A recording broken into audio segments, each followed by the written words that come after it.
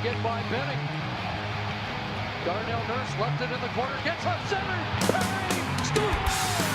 Corey Perry! Lilia able to shake away from Solani. It's given away to Solani. Around in front. Score! Teemu Solani with the steal. And the fans want one. Score!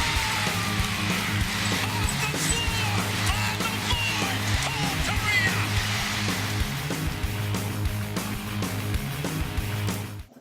And here we are. We're live. Three wins in a row, man. 3 big victories for the Ducks here tonight, my friend. Yeah, we did it. We did it against the other undefeated team, when 2-0. That's actually kind of surprising. Boy, isn't that funny?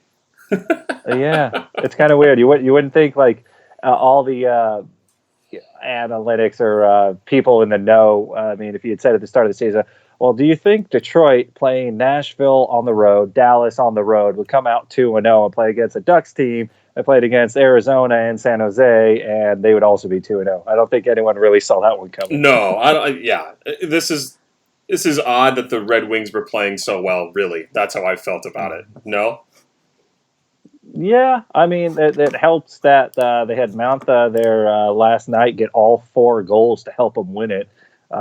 I would say that doesn't happen too often, but I think James Neal actually got 4 goals for Edmonton tonight, too. So apparently it's the new norm in October. No, it is. By the way, is anyone else having audio issues? Dave is saying there's audio issues. I don't understand what's going on with him. I think it might just be Dave, because I have our Twitch stream up right now, and we're good to go, Dave. Don't let technology fool you, friend. Yeah. Maybe you should get it off his giant TV or something like that. Well, thank you, everybody, for joining us on chat nice and early. It's we like these early games when we're home in time. But yeah, that was kind of the key today for sure, man. Apparently, I type loud, so I'm going to keep my typing down to a minimum here. This mic picks up a lot of good stuff, apparently. All my secrets will be decoded. They all know that I'm just typing away all the time. A lot of crappy stuff, not a lot of good stuff. Very true. Very true. So, this game, I really thought that we were going to see a lot of what we saw from the Sharks game, right? A little bit of downhill. Ducks never really have a great time at Detroit, as long as you and I can probably remember. And it didn't start out the way I thought it was going to, for sure. What were your thoughts, your initial thoughts, before we get into some of the pregame notes going into tonight? Yeah, it was, I knew Detroit had won, and it felt like, you kind of almost think of Detroit no longer as that team that was good, a powerhouse for so long. You thought that, it might be a little bit easier because they've been that way for a little bit. But like I said, wins against Nashville on the road, Dallas on the road, and then you kind of like look at some of the players. I mean, Larkin's still there. Mantha had an awesome game the last game. But they still got like Bertuzzi and Howard's playing well. So, the fact that they were 2-0 kind of already had me like, all right, well, maybe you don't take that team too lightly, just like everyone would take the Ducks really lightly at starting 2-0. So I still thought we should win that game just because I felt that our talent was already there and our goaltending is much stronger. So I was hopeful, but wasn't, overly confident that we're just going to walk through Detroit. Right, and we came off a really high game last on Saturday. I know we were all like, we know. It's only been 2 games, but we had to keep saying that to calm ourselves down because we trashed the Sharks a bit there at Honda Center, which was great. But some people, I think on Twitter, were talking, or even the broadcast said it started 5-1-1 last season. It's like, well, these games have not looked anything like last season at all. Even tonight. Take sluggish first period for sure. Really slow start. Second period, pretty good. Not terrible. And then the third period was outstanding. So the Ducks kind of slowly built up a comeback tonight, which is a much stronger showing than what we saw, especially under Randy Carlyle. Yeah, exactly. And that's kind of the big difference between last year and this year was, those 5-1 starts, we were talking about it like we're winning, but we damn sure don't look like we should be winning. And although even for, I would say probably, a third to half of this game, we didn't really look like we were in that game for the most part. We did turn it on. We were at least competitive for the other half of the game. We weren't like that last year. So comparing last year to this year, you're talking completely different things. It's not apples to apples, apples and oranges here. So this team is better than they were. They look good. They look lethal. And last year it was winning 1-0. It was winning, like barely 2-1. But Gibson's in rare form, and we're only 3 games in. But I mean, the Ducks are scoring enough, and Gibby's just, I mean, what can you say? 1 goal against in every game. And I think the last 2 preseason games, he only gave up 1 goal in each of those. This dude's just not giving up multiple goals yet. No. So just score 2 or more, and we'll probably got a chance. We'll have him, but let's ride the heat while we can. Let's get started to some of the little bit of our pregame conversation here, so we can get the show on the road. Gibby in the cage tonight. It was also noted today by Eric Stevens that he's most likely going to get the cage again on Thursday against Pittsburgh, which means most likely Ryan Miller will see Columbus on Friday on the second half of back-to-backs. Why not give Gibby the Pittsburgh start as well? Really only one lineup change, and that was Nick Delorier out, and Nick Ritchie slotted in tonight, and Max Comtois called up Sam Steele on IR. So everyone was like, oh, why are we putting in Nick Ritchie instead of Max Comtois? I get it. But Nick Ritchie, I mean, really, we know what we're going to get out of Nick Ritchie night in, night out, and he's not a terrible player. He's not Nick Delorier. It's not like I don't know. I think we need to give him a little more credit than some of the people that are saying he's like a bag of pucks, don't you? I mean, were you really all that disappointed that Max is going to be up with the team on the road trip and probably see ice, just not tonight? No, and there's a reason for it. It was obviously Sam Steele's going down. If there's another injury, there's a good chance Comtois comes in that instance. But yeah, putting in Ritchie between Ritchie and Delorier, Ritchie has more skill as long as he's not taking penalties. He's probably the better of the two. But I mean, you're going to have back-to-back games coming up, and it's hard to, oh, hey, San Diego, can you send this guy all the way to the East Coast real quick on back-to-back short notice? That's not really good too. Akins doesn't really want to bring up guys from San Diego and then not play them. He even said that. It bothers him to do that because he's been an AHL coach, and that's not something he wants to do. But given the fact that they're going to have 3 games and 4 nights, he's going to be a good option to probably see sometime somewhere in the next 2 games, I imagine. But if the Ducks are playing well and they're winning, it's hard to kind of throw a new thing in there and see if it, might work when things are already working. So he'll probably get a shot in one of these games coming out. There's still 3 more games in this road trip. So we'll see sure. I'm sure. So let's get the first period underway, man. I know that you didn't catch most of the first period, but if you made it in time to see any of the highlights, it was mostly Detroit dominating in the first period, it felt like. And it wasn't like this overwhelming domination that you would see from last season where like the Ducks just were completely outclassed. It was more or less like the Ducks. I mean, even it was all over Twitter and the broadcast as well. Say like, they don't have any legs. They're just not winning any battles along the wall, losing battles on the half wall. The turnovers in the defensive zone throughout basically the first 25, 30 minutes were just atrocious. If not for John Gibson in the post, I think that we're looking at a different game here tonight if the Ducks, didn't come out and respond in the third period. Yeah, I was able to listen to most of it on my drive home. Thank you, California traffic. Yeah, so from what that broadcast with Steve Carroll and Dan Wood were saying was, it wasn't overwhelming. It wasn't, like games in the past. But once again, the one thing that was similar to last year is that Gibson was bailing this team out and making the big stops when he had to. And, that's kind of what we rely on. What I love more about this year than last year is that there's going to be support behind that. It's not, well, that was just the first period. You just sit back and wait for another 2 more periods of this and see how bad it gets. Mm-hmm. So it was good that Gibby held the fort. Sometimes the first, road trips a little bit off. That was their home opener. That was Detroit's first home game. So they were ready to go and they wanted to, start off good, and that'll happen. And, a lot of times early in the season when you have to go out and that team wants to prove themselves as, hey, we're 2-0 too, and people can underestimate us. And the execution can be a little bit off. So, eventually as the game kind of wears on, you see they get a little bit better in most, if not all areas. Yeah, it kind of, and also, it was their first, home opener. They're going to come out flying, right? And, on the other end for the Ducks, it's like their first road game as a team, as a young team together like this. under new management. You kind of like, okay. I'm sure it's a new experience for these guys all going into this. Even though they're professionals, it's the first time as a team going into a game on the road.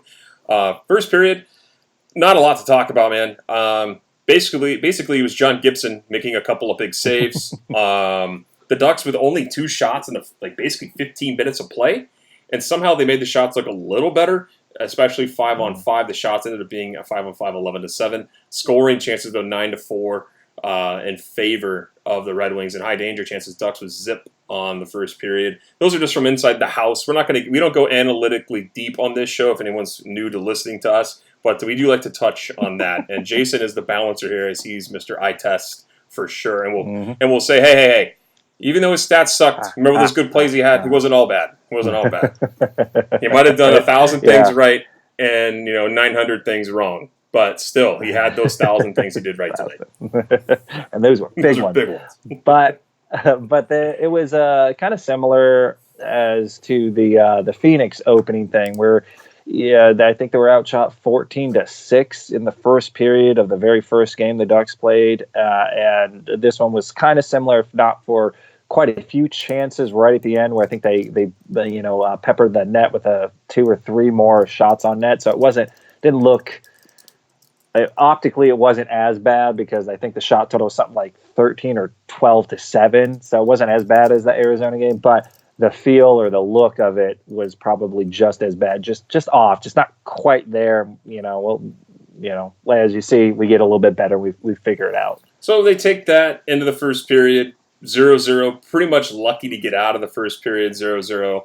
But in the second period, man, they actually got their legs under them a bit and got moving. I mean, Jones and Terry up the ice. Terry with a nice move ends up drawing a call on the wings, so the Ducks end up going to the power play, and that's something I wanted to ask you about. I know you saw most of the second and then all of the third. You saw plenty of power play time here from the Ducks. I know we're talking about the Wings, but they were undefeated going into tonight. So how did you feel about the power play? We've seen it kind of progress over the first 3 games. I thought a lot better puck movement tonight. Yeah, not only puck movement, but just not panicking or not just making immediate decisions. The one thing I did notice is that the Wings were pretty relaxed in how they defended, and so there wasn't as much pressure on the players. But it seemed like the Ducks were, they're good with pressure now. They're good without pressure. They can seem to kind of move things around. So the look of the power play is definitely a lot better from last year to this year. It still wasn't really kind of connecting, wasn't quite going in for the Ducks, but they didn't look out of place. And it wasn't that old adage from Arizona or last season where they couldn't even get into the zone. And if they did, minimal things would happen, if at all, and it would just be cleared out. Now they at least look dangerous. And if you look dangerous, eventually things start going right for you. So they're getting those chances. Get a little bit better. I think that Hampus getting power play time, I know it's limited to 3 games. It's going to be very interesting to see how that progression happens for him. I mean, he didn't get much, if any, under the old regime in Anaheim. So a little more trust given out to the defensive core, especially by Dallas Eakins, right? He's been letting the defenseman kind of let loose and run with it. That's been a big change in the system. So we'll see how the more two-way players get more offensive time, how that turns out. But speaking of Lindy, he did have a cough up earlier in the second period, right to Bertuzzi in his own zone, which leads to a chance to Larkin, who rings it off the post. Gibby had to kiss all 3 posts tonight, I feel like. That's all he gave him, multiple. Sure. But he had to kiss at least all 3 posts at least once tonight, I felt like, tonight. It felt like multiple times. I felt like he, if not kiss them, buy it roses, give it a nice card, make it feel special, because it was really there for him in the clutch. So, I mean, just all over the place. Those posts were ringing loud in Gibby's favor. Luckily, too, because some of those would go behind him and sit or bounce and could have easily gone the other way. I think one hit it and hit him in the back, and then was sitting there. He tried to do a spin around, like, but I think whoever the defenseman was just like, was able to clear it out before he did. But I mean, it was like, oh God, another one. And I don't know if that's really a difference you could say for the Ducks. But last year, those all go in. Oh, easily, right? They hit three posts and go in. They hit 3 posts, bounce out, hit Gibson's stick, hit him in the, and then it goes back in the net. Yeah. hits him. Yeah, and now it hits the post, hits him in the back, sits down. Defenseman just clears it all the way Makes it down. look I mean, it's easy. like, what's the difference from last year to this The year? goalie gods are shining on Gibby again this year. Hopefully, it shines right through all the hearts of all the general managers across the league come Vezina time. So this is where we started to say earlier, where we started to see a lot more of the Ducks kind of come through here in the second period, start to build up that momentum, and you really saw it in this stage in the middle of the second period where the Ducks dominant down low, good shift going, Kasha going, Getzlaf going. Hampus decides to pass the puck over to Devin Shore after probably a solid minute in the zone. Shore had already prematurely committed to going to a line change, so up off the bench comes Richie. Shore plays the puck, too many men. That was like one of those ones where I was like, no. I mean, you can't blame Richie on that one. I mean, he's thinking that Shore's coming to the bench, and in the NHL they give you that nice little 10-foot leeway where if he enters that area, you can hop off. Just kind of burn the Ducks there. But that's where I kind of felt like the momentum started to shift for Anaheim in the second period. Yeah, it was that one. It sucks that it just killed it, kind of. But I mean, it was almost the perfect storm. A defenseman trying to pass it over, and the guy was like, "I'm going for a change." Oh crap! Here comes the pass. I got to stop. And then the guy on the bench read that. Oh, I got to get off, so I need to jump on. That sort of deal. And he wanted to get. So it's not really anyone's fault. It's just horrible triangle of immediate decisions. Yeah, it just happened. Just happened to all. It go just wrong. happens. But I mean, credit to the Ducks for what they were doing to kind of just turn the tide around. They didn't exactly dominate them that period, but they showed some life, and they were anything that other than what they did in the first period is an improvement. So they improved. It wouldn't be a Nick Ritchie game if Nick Ritchie didn't make a miscue. Or take a penalty. And he did both tonight. Yeah. The penalty I kind of don't blame him for. It was kind of a cheap call. I think Larkin is a small guy and kind of fell, but also Richie's a big boy, maybe muscle a little bit, but it definitely wasn't a trip.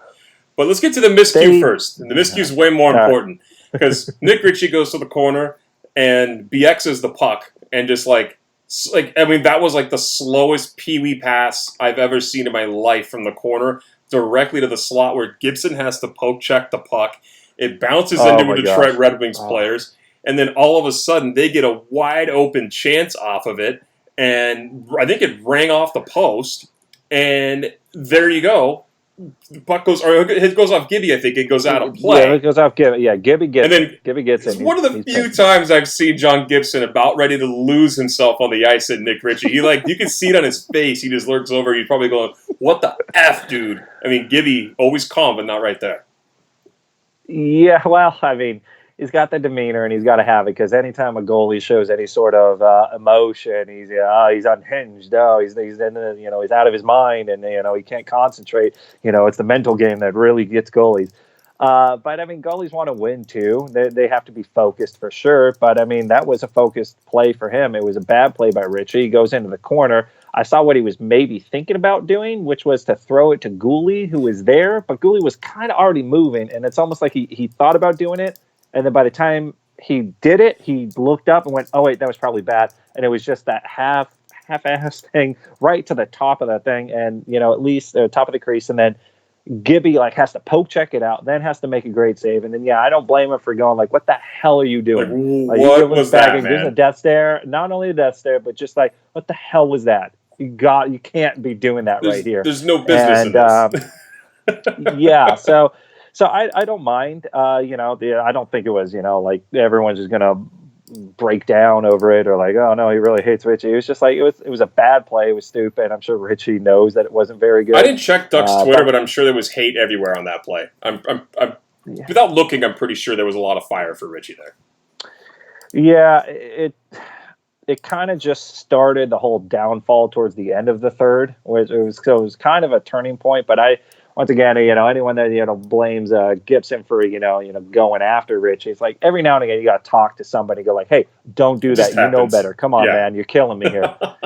So you don't know what said, but I'm sure it wasn't I hope you're off the team tomorrow or something like that. It was nothing like that. It's come on, dude, you're better than this. Well, the last unfortunate event was the Ducks. All that momentum collapsed in the last 5 minutes of the second period.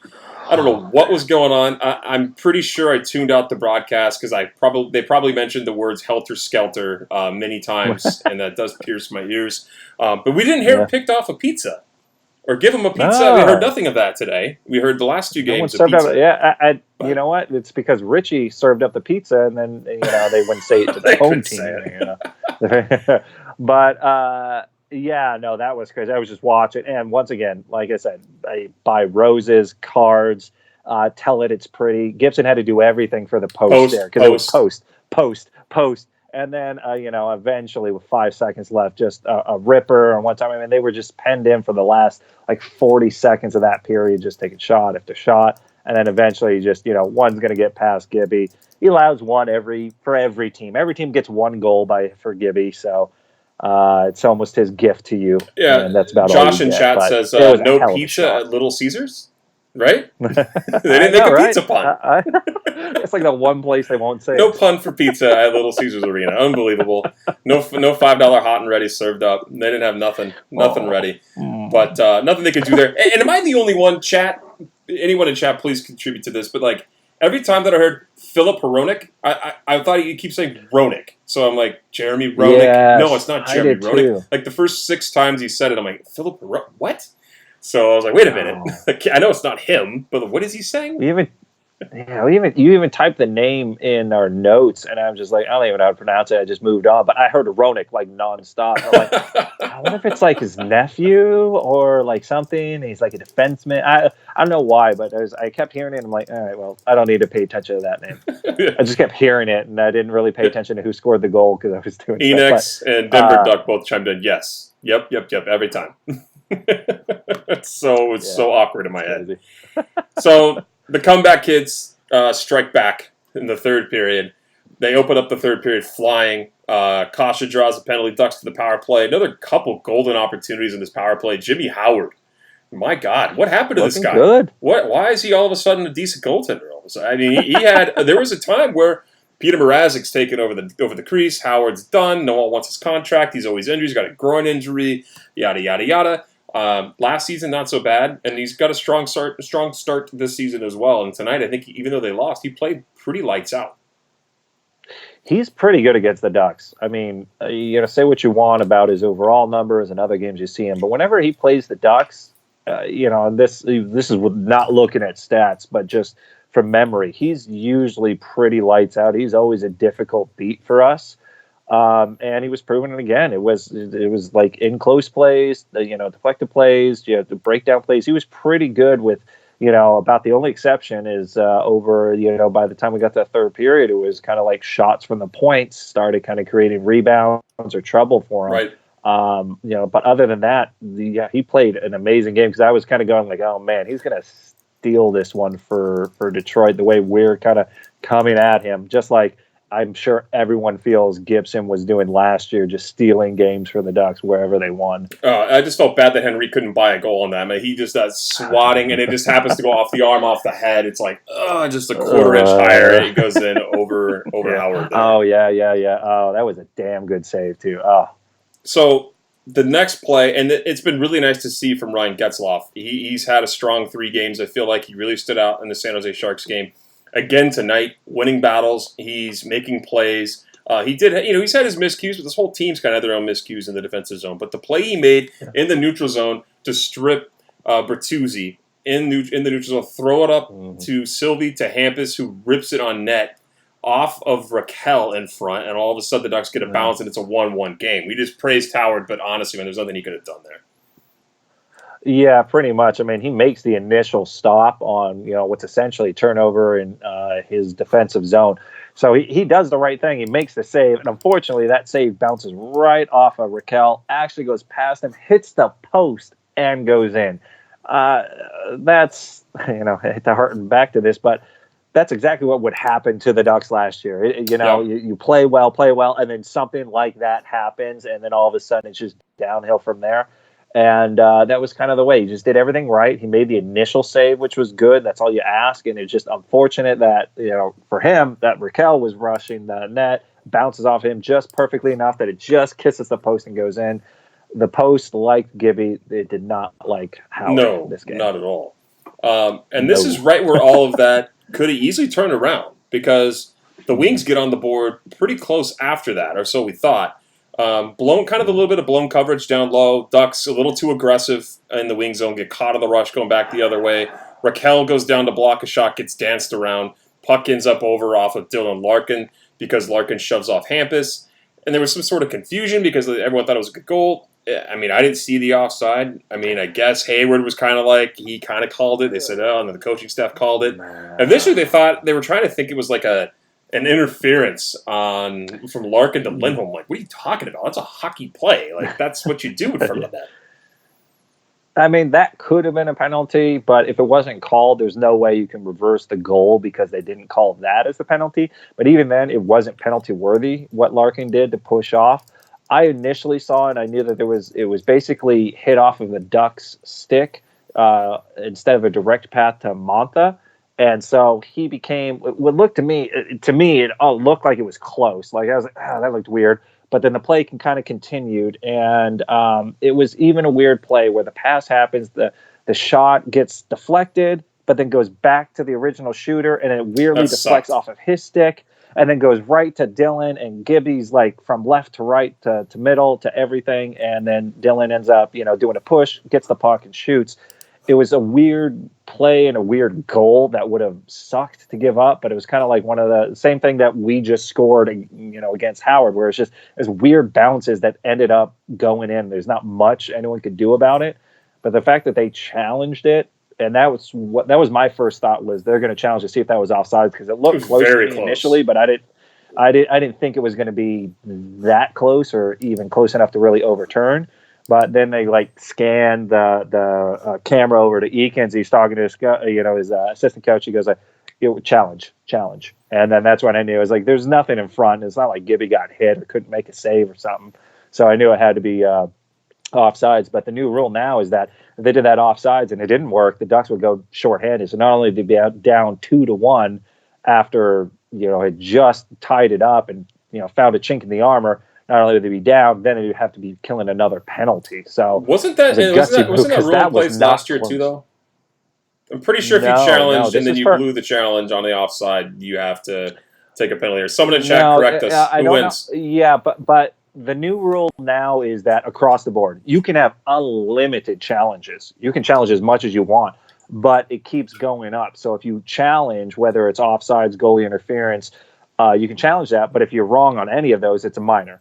If you do it a second time, it's a double minor. So they're not giving you that little timeout break as, your little, I'm going to challenge. Oh, I lost a timeout. Oh, that sucks.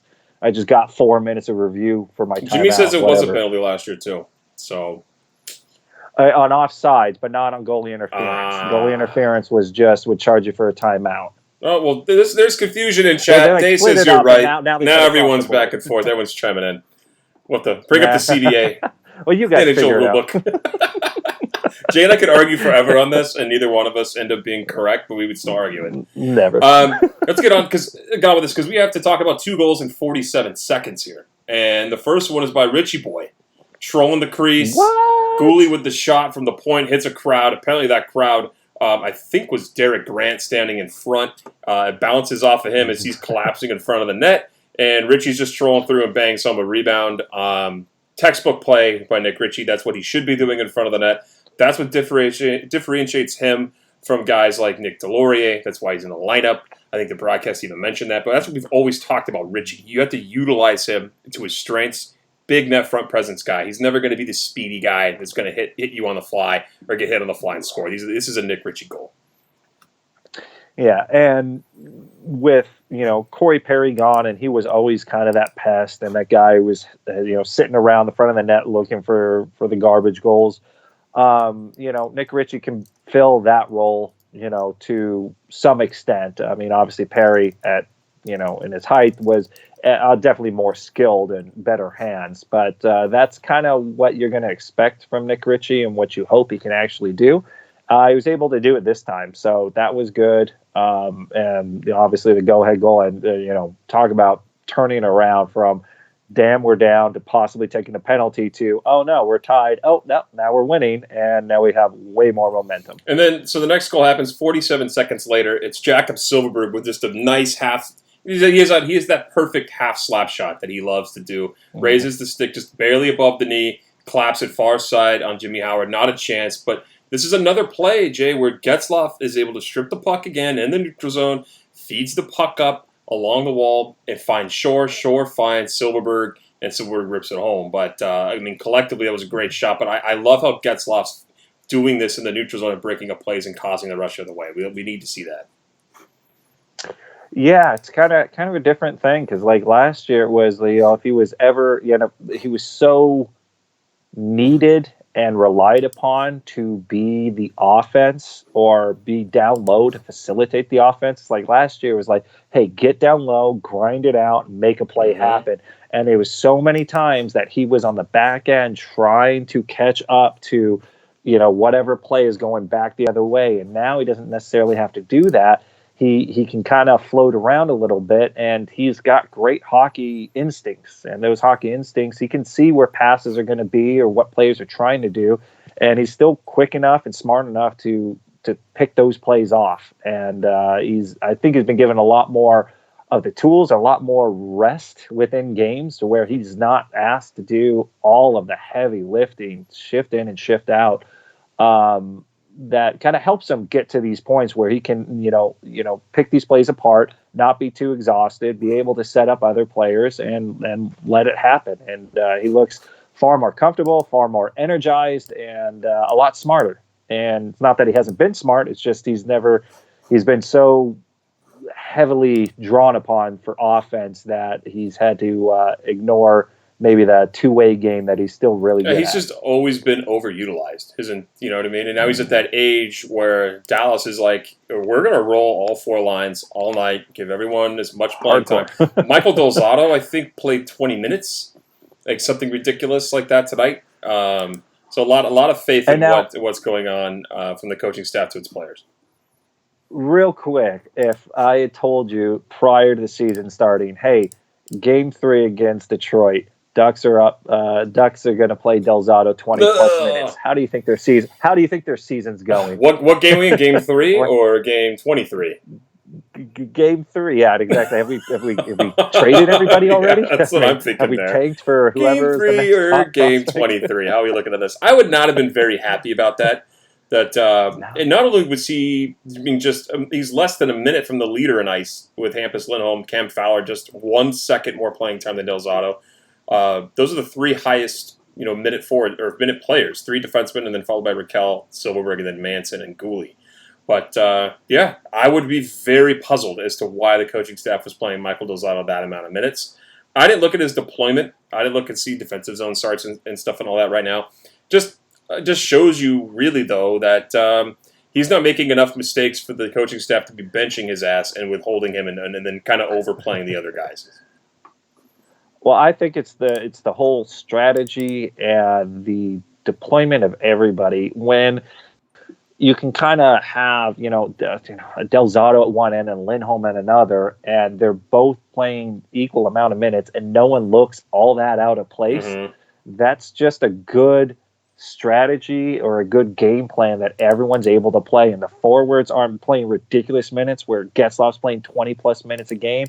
He doesn't, I don't notice him as much out there because he's not there as much, but when he's out there, he's great and everybody else is great. I mean, just evening everything out, I think, does two things that the Ducks wanted to accomplish, and that was to be a threat at all times with scoring chances and have that energy. Second thing is probably to reduce those injuries. I mean, you start putting guys out there for 20, 25 minutes, they're going to get exhausted. They're going to get in vulnerable spots and start getting hurt. You start delegating more of those minutes, they get a little bit more rest, a little bit more energy to start making better decisions. So I think, this strategy that the Ducks have of not only rolling 4 lines, but all 6 defensemen is beautiful. It's a goodie. No, it's definitely a different attitude going into the season. It's working out so far. That's a big key here, is that it's definitely working out in the Ducks' favor in the early going, 3 games in. So the Ducks are able to hold on here. There wasn't a whole lot that happened after that. Gibby had to make a couple of strong saves down the stretch, but especially against Mantha. Mantha had a couple of good chances on Gibson. Gibson stood tall. Empty netter. chances. I mean, the Ducks were just firing the pucks down there like there was no tomorrow, trying to hit that empty net, which is a far cry away from what we saw last year with a lot of board hugging and trying to eat the puck. I mean, that's what I felt like the coaching staff was saying last year: just eat it, because they didn't want to take the icing calls. And now it seems like today they just didn't care at all if they had an icing call against them. Yeah, we also had a two goal lead, so I mean, it's maybe a little bit different approach where they maybe kind of go off the glass and get it. You think Randy would love Raquel taking a shot at the empty net from the goal line? No, in fact, I even found myself like, "What are you doing? What are you doing?" Like, oh well, who cares? Yeah, what does it really matter? We're up. We got all the momentum in the world. We got Raquel still out there. We still got. It's like we're so trained to think from last year. Yeah, but Raquel's taking a shot. Getzlaf's taking a shot. The defenseman's taking a shot. I mean, it's just like everyone's just like, yeah. Why? It's not worth winning if you can't win. Did you notice the line blender that happened tonight? The forward lines got mixed up quite a bit. Devin Shore played a little bit with Derek Grant, a little bit with Ryan Getzlaf, sometimes with Carter Rowney and Kasha, sometimes with Terry. He kind of had to shuffle things up to get things going. So we know he's not afraid to do that. He's not a matchup guy at all, as we see with the rolling of lines. But try to find the boys' legs somewhere between the first and third for sure. Yeah, it's a nice blend between what Carlisle would do, which is over matchup all the time, and what Boudreaux used to do, which was, these are my lines, and they better start doing something. I just felt like Carlisle was chess match. This line has to go against that line. I don't care how tired they are; they have to match up against her, and it doesn't necessarily work. And so it's nice he's able to roll with it. Like I said, I've been waiting for the season to start just because I know Aikens has just done an amazing job in San Diego, and I never got that fair shot in Edmonton. I think this was primed for him to make this move and show that what he can do. And I think he's a good coach on a good team, and everything's meshing really well right now. All right, so let's get to the post-game notes. Ducks wrap up the game 3-1, just like they did against the Sharks. So 3-game win streak, and heading into back-to-backs. We're going to see how the competition is in Pittsburgh and, of course, also in Columbus. But there's no Bob in Columbus anymore, so maybe is Corpusalo in net, or who the hell's in net in Columbus nowadays? Corpusalo. Is it? Okay, oh my God, I guessed that correct. My brain still has some memories left in it. After the years of drinking with you, I don't know how I remember anything. But you and me both. Yeah, you and me both for sure. So, line blender, we saw that. Plenty of miscues in the defensive zone. The Ducks are able to hold it together. Gibby with a hell of a game tonight. Who was your standout besides John Gibson? Who were you impressed with, and who were you unimpressed with tonight? If you had to pick two players, and it could be from either team. Mostly Anaheim, though, because it's a Ducks podcast. Yeah. Well, yeah. I mean, Kasha still seemed good. I don't know. For the Ducks, it was weird. It was like the tale of two ducks. So it was like, the beginning one really wasn't that impressive, but a lot of guys kind of got a little bit better as they kind of went along, and then the line started kind of clicking. So I couldn't really find an unimpressive person. I was impressed by Detroit's top line, if I guess I can just put everything together. That line seemed to really just click and dominate. And if it wasn't for Gibson, that line could have had a lot of goals. And Larkin had one that ended up getting taken back. And quite honestly, if you're a hockey purist, that should just count as a goal, because that whole quarter of an inch offsides really shouldn't have mattered all that much. But I thought that I was more impressed with what Detroit brought, because I kind of knew what the Ducks had. But yeah, that's about it. I mean, I guess our defense was a little bit lackluster in some respects, but I mean, they were good at other times. So I wasn't really disappointed with anybody. Unimpressed with your answers, sir. I expected more from you. Sorry. You answer it then. Who are you unimpressed with besides my answers? I was very impressed with the Dallas Aikens and the coaching staff for catching that offside, because I didn't see it, but that's a cheap answer. So I would have to say Brendan Gooley, been very impressive. Every night he's played. Haven't really seen any miscues. Well, you were talking specifically about this. Yeah, and tonight, very good. He had 3 shots on goal tonight. I think he had an assist on the night as well. He's played almost 20 minutes again for a young kid. He's holding his own up there with Cam Fowler. Very impressed with him tonight as well. He didn't get beat. He didn't get made to look stupid on a play. Very impressed with his game. Unimpressive tonight for the Ducks. I would probably have to say, where was Shore? Shore had a good play to Jakob Silverberg, and he was able to bury it. No, I mean the guy that I'm going to have to. Where was Ryan Miller? Yeah, why Ryan isn't Miller he that whole playing? time? He wasn't doing anything. He just sitting the whole time. I would have to say it. I got to go defensively here, man. I got to go with Josh Manson. I wasn't really impressed with his game tonight. There were several miscues caused by him early in the early going. Credit to the Detroit top line. They're facing the lion's share of the big minutes from the big boys in the opposite team, Hampus and Manson. But not real impressed with Manson tonight. He was on the lower end of the analytics. Plus, he also had the visual miscues for me. So, didn't pass the eye test. Didn't pass the nerd test. So he's on my crap list for the night. Yeah, I guess if you're not going to play well at hockey, you better hit somebody. But you better mess somebody up make there. Up for it you better mess somebody up there. You got to get in the game and hurt someone, right? Right? Terrible. And that's all we got from us here. Let's get to the questions. Does anybody in chat want to get some questions here so we can answer them for you? If not, we can go to social media. We'll wait for chat. I'll bring up the questions we got on social media here. Yeah. Well, so we got Pittsburgh on Thursday and then Columbus on Friday, right? And then I think they get the weekend off, and then they get to play against Eastern Conference champions, defending Eastern Conference champion Boston Bruins. On Thanksgiving for Canada. It's a 10 a.m. game on Monday. Oh, that's it's Canadian Thanksgiving. Yeah, Remember we made fun of Ed. On Monday? Yeah, we made fun of Ed about this too last year. Oh yeah, didn't he? What was it? I forget. Like, what's their Thanksgiving or why? Because we had the Indians and that sort of deal, and that was Thanksgiving. But what was their Thanksgiving for? I forget. I don't remember. Being thankful to the Mounties. I'm not sure. I don't know. I wish Brett was Canadian, in chat or Ed was in chat Canadian, so they could answer this for us. I'm sure they told us. All right. Shout out to Jason Billings, who says the podcast is too early tonight. Can't you wait till 1 a.m. for Eddie? Is that shade on us, or he just really wants to see Ed? I don't know.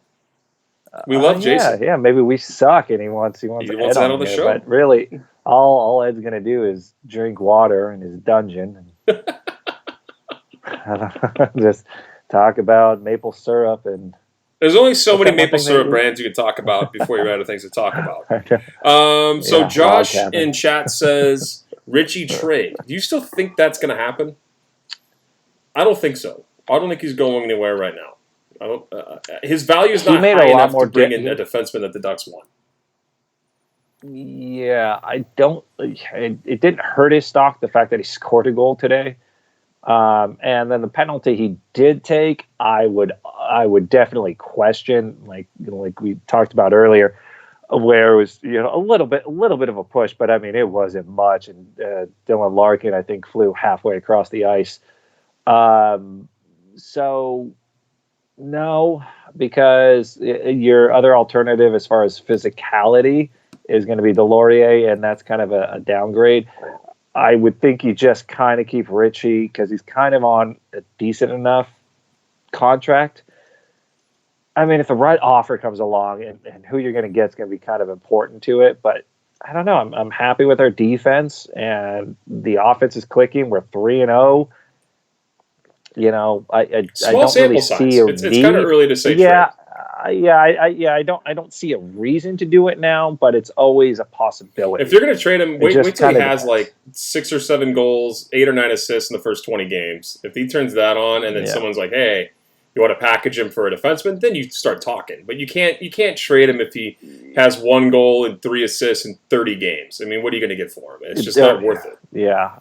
And he's got 1 goal in 2 games. He's been a healthy scratch in the other one. I mean, that doesn't really, make teams go like, "Oh yeah, what's that guy you scratched the second game of the season? Mm-hmm. Yeah, I really want him." No. So then they're not really, throwing a whole bunch at you to trade him. So I feel at this point, utilize him the way you need to, and hopefully provide scoring depth on the bottom 6. So Dave chimes in and says, "Do you see Comtois drawing into the lineup before the weekend? If so, who does he replace in the lineup?" I think he'd replace Max Jones. Yeah, I'm sad. I'm not disappointed. I'm never disappointed in Max Jones.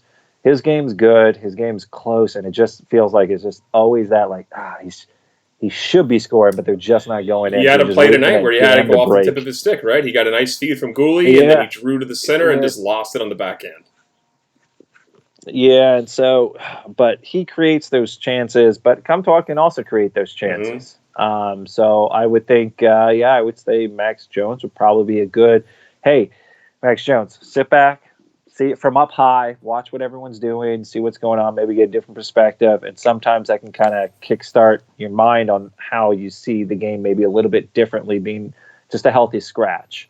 So I'd agree with you. I'd say Max Jones maybe needs just a moment away and watching it differently. And yes, I'd see him, to answer Dave's question, before the weekend because they have a back-to-back game. So I'm sure it would be nice unless Max Jones all of a sudden just racks up 2 goals or something like that, that maybe he's the one who kind of sits out in place. Because, I mean, those guys were battling Right. for that spot. So Yeah, and Apparition in chat says it feels like he needs to get one, then they'll just start coming, right? Like as Timo used to say, the dam's got to catch a break. bottle. Eventually, you shake Catch a it enough, bottle. and the cap's going to come pouring out, right? You got to get the first one. Yeah. Let's get over to Instagram. Daniel Lowry writes us. He says, "Where does John Gibson rank as far as all-time Ducks goalies? Personally, I can't place anyone except Jiggy ahead of him." I'd have to agree with him on that. Now, where this will be in 5 years, we'll see. I have him higher than Jiggy, and I love Jiggy. I love Jiggy. Mostly because you Jiggy like Will was, Smith and you like that song, right? Getting jiggy with yeah, it. I just like saying that over and over again because then it Yeah, just you makes used my to little dance at the pop arena, pop, I remember. Yeah, as the white totally. people say. No, I when I was playing goalie, I would watch Jaguar play, and I kind of modeled the way that I play after him, which is very blocking style, butterfly to a T, and it was just being square and all that other stuff. And Jaguar did an amazing job and was absolutely flawless in his technique. But that was three, 4 seasons. I've seen John Gibson in 3, 4 seasons not necessarily do that, but be able to be that elite goalie. And I don't think the No Ducks. cups, I no mean, playoff when the success. Ducks won when the Ducks won and they got the cup, they had an all-star team and they had an all-star defense. Gibby has not had that, and he's been all-star caliber. I'm not gonna say Hall of Famer yet. Ooh, I mean, you time will almost did. tell on that. I almost did. I almost let it slip. Wow, But I mean, shade. if Dave says if Jiggy was all this guy, pads. no, he wasn't. Well, he wasn't all pads. Most of his pads were undersized. When they like did the restriction, it was like, oh, it's Gibby. Gibby's gonna get. Oh, he's gonna get it. He's gonna get it. Oh, he's gonna get it. And he's like, no, his pads are actually undersized for what the league mandate was. So that wasn't it. It was just his style that made him look that big. That being said, moving on, I think Gibby is just better. He's just an athlete. Like I watched how Gibby plays, and I don't think I can even emulate it or even try to. He's good technically, and he's got amazing instincts. And everyone likes to say, oh, he's really athletic. He makes these dramatic athletic saves. I hate the word athletic because I think most goalies are really athletic in that they can do amazing things. They can stretch really far and they can control their body really Mm-hmm. well. It's just instincts. It's like, oh, I need to go, wait, that passes over here. That stick's coming over here. And just for whatever reason, that's the thing that stops the puck. And it's just the instincts of it. And I think it's very rare that top goalies have that instinct. I think Carey Price, I think John Gibson have the top 2 instincts as far as goalies go. And Bob Bobrovsky, in my opinion. So I say John Gibson is probably the best goalie the Ducks have ever had. So yeah, that also speaks to Jan Richter from Twitter. Says, how good is Gibby again? What's his secret to rob the league year after year? And what do you think about the scoring that there is? No one who really stands out. They're scoring as a team. So let's talk about that. First 3 games, we just gave all the love to Gibby. But what do you think about the scoring this year? Right, it's no one individual. It's more of like a team effort. Which is great. That's what happens when you roll 4 lines and you have a good structure where it's just like, and this kind of harkens back a little bit to what we've talked about in past post games, and it was just B, we got a structure on defense, and that defense needs to work a certain way, and they need to be relentless on that defense. When it comes to offense, here's an idea of what to try, and other than that, be spontaneous, be unpredictable, because unpredictability is what's really hard for goalies to stop. And the more that they can do it, and the Ducks have a lot of really great offensively gifted forwards that are creative, that can make plays happen. They've just always been stifled under a structure that was never allowing them to do that. Now that is, the floodgates are open. It's like, hey, here's an idea, try and go this way, so everyone has an idea of what everyone's trying to do. But hey, if you see something happen, you make a move, and somebody else, you try and pick up on whatever that other person's doing and feed off each other and see if it works. So I think we have 4 lines that are capable of being creative. And as long as you are given the reins to do that, then all 4 lines should have the ability to do it. And they're not all just bogged down on, you have a role, play that role. I don't think anybody's going to deny the fact that Randy Carlyle didn't have a bone of creativity in his entire being. He was just simply, this is what you do. It's a textbook. Do it. That's it. Don't stray from the path. Like he says crazy stuff. Like I was listening to Shane O'Brien the other on a podcast with Josh Cooper, and he was talking about Randy Carlyle, and he was like, if you messed up and you like tried to stood up to him, he'd say something like, "How many Norses do you have there?" Like, wow, as a coach, you're going to be throwing shade at your own defenseman like that. Like, come on, man. Like, totally different coaching style from going from RC to DE, I guess, right, Dallas Aikens. So let's move on over to Facebook. Benjamin Russell says, Ducks are now 3-0. What do you think our streak will be over the next few games coming up? So let's just take it through to Monday. How do you think this pans out? The Ducks, do we see a 6-0 Ducks? Or we see a 5-1-1? Or 5-0-1? Or what do we see here? Well, they got Pittsburgh. Now, Pittsburgh early on in John Gibson's career was not a very friendly place for him to play in, even though it's his hometown. This is a different John Gibson. This is a different Ducks team, and this is also a Pittsburgh team that now is going to be, for quite a while, going to be without Malkin and Bukestad, I think. I don't think it's Bukestad. I don't know who they're without. Bukestad, yeah. It's Bukestad and Malkin are out long term. And I think they even lost tonight. They did 4-1 to the Jets, that garbage defense, too. Yeah. So I can see us, coming in there, just a hot team, a team that we don't normally play against very well, and Gibson doesn't play. But, I mean, Gibson has given up just 1 goal in the first 3 games, in each 3 games. I think his last 2 preseason games, he only gave up 1 goal. I mean, he's going. I mean, he doesn't give up multiple goals. So if the Ducks can find some of that offense and kind of, hopefully pick apart against a Pittsburgh team that's trying to figure out why they're not off to a hot start like they should be, I can see I won't say easy, but I can see a win in Pittsburgh. Back-to-backs, we get Ryan Miller in there for the first time against the Columbus team. Ducks might be tired, but they got Comtois there, who I think probably makes his start there. And if he can get in there, energize it, and the Ducks are kind of ready to go, I can see a win in Columbus, which, once again, I think the Ducks are more talented. The biggest thing is then there's a weekend off, and then we go to Boston, and now it's our 4th game in 7 nights. 4th game in 7 nights, but it's against Boston. And Boston, at this point, I believe, is also undefeated. I think they play tonight, but I'm not sure. I think they're also undefeated.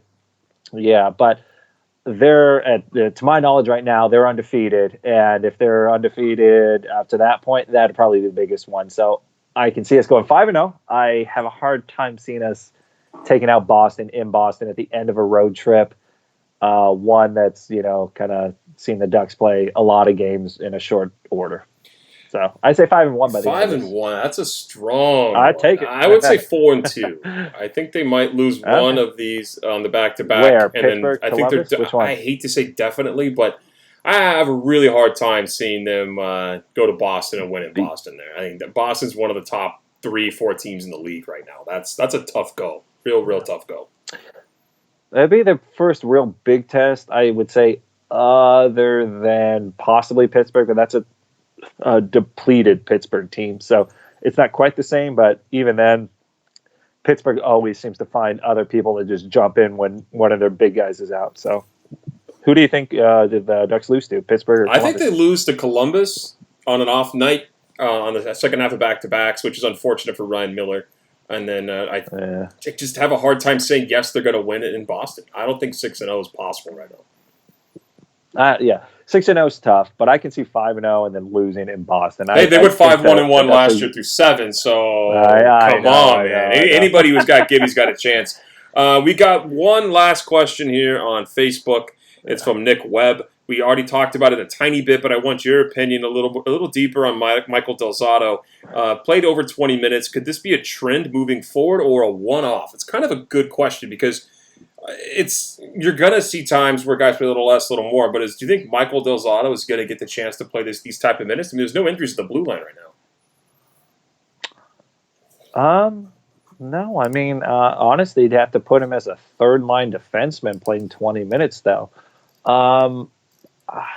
Because he doesn't play a lot of offense. I don't really see him as like a power play specialist. I don't really see. I mean, he could probably play a lot of penalty killing minutes, but I don't think they care as much on defensive matchups. I think we like I said, we kind of touched on it a little bit.